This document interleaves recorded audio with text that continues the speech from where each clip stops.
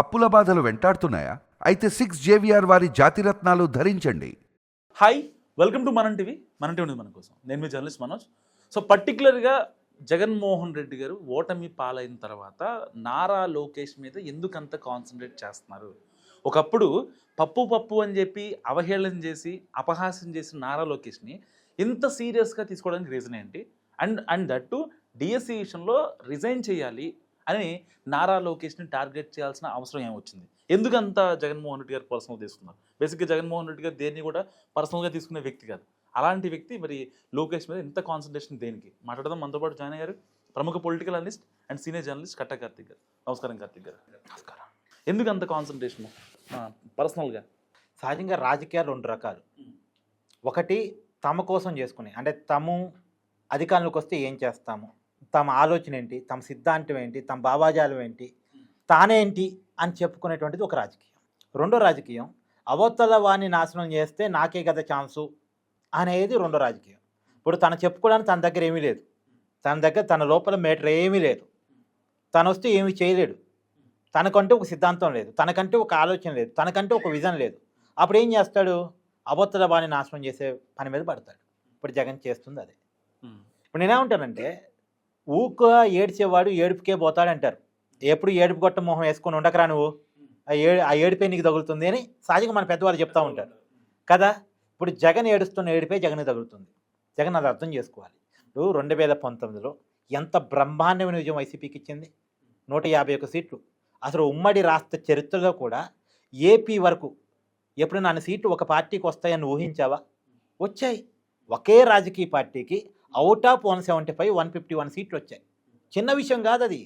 నువ్వు దాన్ని ఎంత నిలబెట్టుకోవాలి? ఆ లెక్క ప్రకారం ఒక 30 సంవత్సరాలు నీ చేతిలోనే అధికారం ఉండాలి.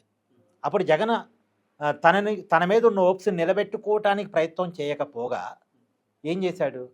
చంద్రబాబు నాయుడికి వయసు అయిపోతుంది, చంద్రబాబు నాయుడిని లేకుండా చేయాలి, నారా లోకేష్ని నాయకుడు కాకుండా ఆపాలి, సరిపోద్ది. చంద్రబాబు నాయుడిని ఆపి లోకేష్ని ఆపగలిగితే ఇక టీడీపీ ఉండదు, నాకు మాత్రమే రాజ్యం అని జగన్ ఆలోచించుకున్నాడు. దానికోసం ఏం చేశాడు? చంద్రబాబు నాయుడు బ్రాండ్ కనపడకూడదు, చంద్రబాబు నాయుడు పేరు వినపడకూడదు, చంద్రబాబు నాయుడు ఫోటో కనపడకూడదు. ఈ ప్రయత్నంలోనే 5 సంవత్సరాలు గడిపేశాడు జగన్మోహన్ రెడ్డి. ఇప్పుడు అమరావతిని ఎందుకు నాశనం చేశాడు? అమరావతి మీద ఉన్న కోపం ఏంటి? అమరావతిని చంద్రబాబు నాయుడు గారు చూజ్ చేసుకోవడం. ఆంధ్రప్రదేశ్ రాజధానిగా అమరావతిని చంద్రబాబు నాయుడు గారు చూజ్ చేసుకున్నారు కాబట్టి అమరావతి అంటే కోపం. అమరావతి కాకుండా ఇంకో ఏరియాని చూజ్ చేసుకున్నా దాని మీద కూడా అదే కోపం ఉండేది. అంటే చంద్రబాబు నాయుడు గారి బ్రాండ్ చెరిపేద్దామని ప్రయత్నం చేశాడు, పేరు వినపడకుండా చేద్దామని ప్రయత్నం చేశాడు. కానీ దానివల్ల సాధ్యమైంది ఏమన్నా? వర్కౌట్ అయిందా? ఇప్పుడు చంద్రబాబు నాయుడు గారు తిరిగి అధికారంలో రాగలిగారు, టీడీపీ గెలవగలిగింది. అసలు టీడీపీ పార్టీ అనేదాన్ని లేకుండా చేద్దామని జగన్ ప్రయత్నం. అవుట్ ఆఫ్ 175 వైసీపీనే గెలిపించుకుందాం, 175కి 170 సీట్ల నినాదం అదే కదా జగన్ది. అంటే కుప్పంలో కూడా చంద్రబాబు నాయుడిని ఓడించాలి అని జగన్ అనుకున్నాడు. కానీ ఎప్పుడైనా గుర్తుపెట్టుకో అబ్బా, జగన్ అనుకుంటే ఏమీ జరగదు. జగన్ అనుకున్నాడు చంద్రబాబు నాయుడిని లేకుండా చేయగలిగాడా? జగన్ అనుకున్నాడు చంద్రబాబు నాయుడిని తిరిగి సీఎం చేయకుండా ఆపగలిగాడా? జగన్ అనుకున్నాడు కానీ అమరావతిని రాజధానిగా కాకుండా ఆపగలిగాడా?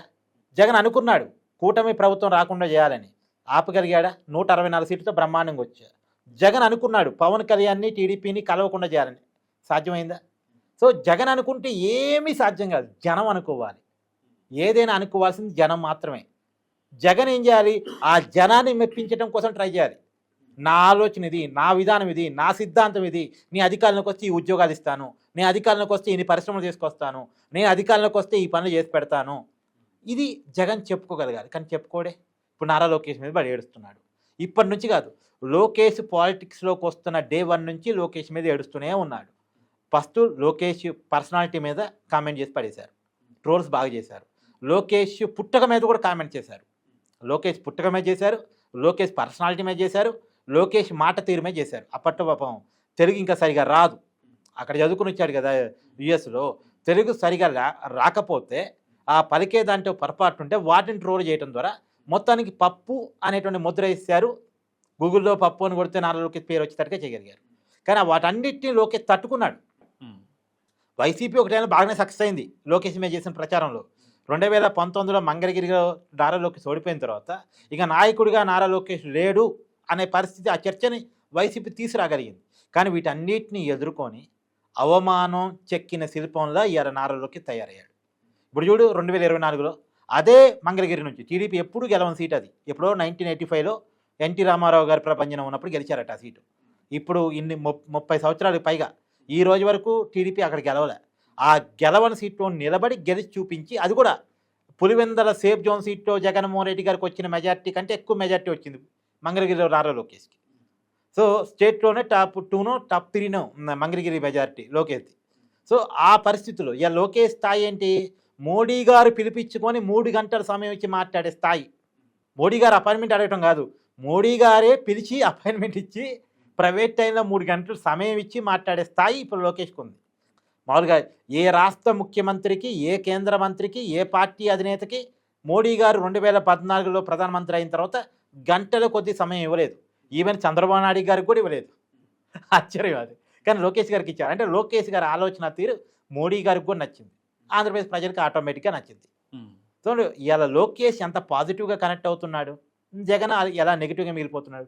జగన్ నెగిటివ్ మిగిలిపోవడానికి కారణం ఏంటంటే జగన్ తనను తాను పాజిటివ్ చేసుకునే ప్రయత్నం చేయట్లే. ఇప్పుడు ఎగ్జాంపుల్ అబ్బా, జగన్మోహన్ రెడ్డి ఎవరి వల్ల క్రేజ్ వచ్చింది, వైఎస్ రాజశేఖర రెడ్డి వల్లే కదా. వైఎస్ రాజశేఖర రెడ్డి చంద్రబాబు నాయుడు మీద పడి ఎప్పుడైనా ఏడ్చాడా? కొంత పొలిటికల్గా మాట్లాడితే మాట్లాడవచ్చు కాక, కానీ రాజశేఖర రెడ్డి చేసింది ఏంది, ఆరోగ్యశ్రీ పథకం ద్వారా, పీజీ రీఎంబర్స్మెంట్ పథకం ద్వారా, లేదు గ్రామీణ ఆర్థిక వ్యవస్థను బలోపేతం చేయడం ద్వారా, రైతాంగాన్ని దగ్గర కావడం ద్వారా తనకు తాను పాజిటివ్ ఇమేజ్ క్రియేట్ చేసుకునే ప్రయత్నం చేశాడు. అంటే చంద్రబాబు నాయుడు ఐటీ అర్బను ఈ ఏరియాల్లో ఉన్నాడు స్ట్రాంగ్గా, మనం రూరల్లో కనెక్ట్ కావాలని రాజశేఖర రెడ్డి ప్లాన్ చేసుకున్నాడు. అంటే చంద్రబాబు నాయుడు వీక్నెస్ పాయింట్ ఏంది, చంద్రబాబు నాయుడు ఎక్కడ కనెక్ట్ కాలేకపోయాడు, నాకు ఎక్కడ స్పేస్ ఉంది అన్నదాన్ని రాజశేఖర రెడ్డి ఆలోచించి ఆ స్పేస్లోకి రాజశేఖర రెడ్డి వెళ్ళాడు. ఇప్పుడు మరి జగన్ ఎందుకు వెళ్ళకపోతున్నాడు అంటే చంద్రబాబు నాయుడిని నాశనం చేద్దాం, లోకేష్ని నాశనం చేద్దామని తప్ప తను వాళ్ళు వదిలేసిన స్పేస్లోకి తను వెళ్ళాలని జగన్ ఆలోచించట. అది ఇంతవరకు అసలు తనను తాను పాజిటివ్గా క్రియేట్ చేసుకుందామని ఎప్పుడూ జగన్ ఆలోచించలే. ఆలోచించి ఉంటే మన 11 సీట్లు వచ్చాయి కావు. ఇప్పటికైనా జగన్ రియలైజ్ కావాల్సింది ఏంటంటే లోకేష్ రాజీనామా చేయాలని జగన్ కోరుకుంటే జరగదు. చంద్రబాబు నాయుడిని సీఎం కాకుండా ఆపుదాం అనుకుంటే అవిందా, అమరావతిని రాజధాని కాకుండా చేద్దామంటే ఆగిందా, అలానే లోకేష్ని పదవి నుంచి దింపేద్దామని జగన్ కోరుకుంటే జరగదు, జనం కోరుకుంటే జరిగింది.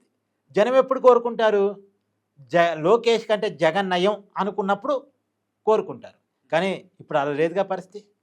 లోకేష్ ఎక్కడున్నాడు, జగన్ ఎక్కడున్నాడు, జగన్ ఏమో అధమ పాతాళం ఉంటే లోకేష్ ఏమో ఆకాశంలో ఉన్నాడు, సంబంధం లేకుండా ఉన్నాడు. కాబట్టి ఇప్పుడు అర్జెంటుగా జగన్ ఆలోచించాల్సిందంటే లోకేష్ రాజీనామాని డిమాండ్ చేయటం మానేసి, లోకేష్ మీద ద్వేషంతో రగిలిపోవటం మానేసి తనను తాను జనానికి ఒక పాజిటివ్గా క్రియేట్ చేసుకునే ప్రయత్నం చేయాలి. ఇక ఒకటే ఎగ్జాంపుల్ చెప్తాబ్బా, 2019లో జగన్ కావాలనే వర్షంతో జనం ఓటేశారు. 2024లో జగన్ వద్దు అనేటువంటి వర్షంతో జనం ఓటేశారు. జగన్ కావాలి, జగన్ వద్దు, ఈ నినాదాలకు మధ్య ఏం జరిగింది, 2019కి 2024 మధ్య ఏం జరిగింది, జగన్ రిలీజ్ కావాలి, అనాలోచిత ఆలోచనలు వాటి నుంచి వెనక్కి తగ్గి తనను తాను మార్చుకోగలిగితే అప్పుడు జగన్ మళ్ళీ తిరిగి అధికారమో లేదా ఇంకోటో వస్తాయి. సో ఇది కార్తీక్ గారు అనాలిసిస్. మీరేమనుకుంటున్నారో మస్ట్గా కామెంట్ చేయండి. చూస్తూనే ఉండండి మనం టీవీ.